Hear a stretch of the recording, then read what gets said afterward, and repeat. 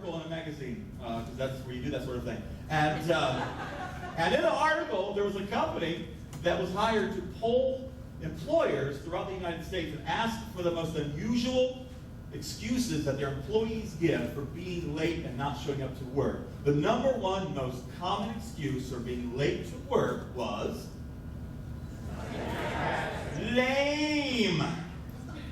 The number one, now get this, the number one excuse, number one most unusual excuse for not showing up to work at all was, this blows my mind, my cat unplugged my alarm clock.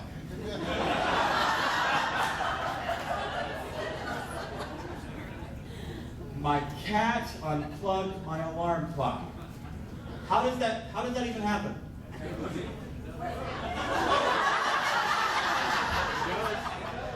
It's happened to you? Yep. Might I have a suggestion for you?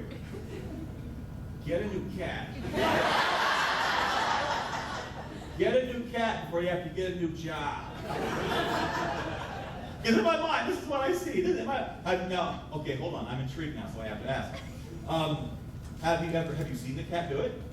Yeah. No.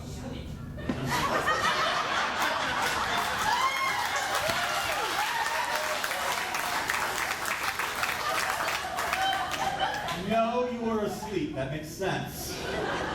So basically, the dog could frame the cat. Did you find, did CSI come in and find, little hairballs next to the alarm clock? Anyone else? Cat unplugged their alarm clock? Yeah. Liar, nuh-uh. The cat pushes the snooze button?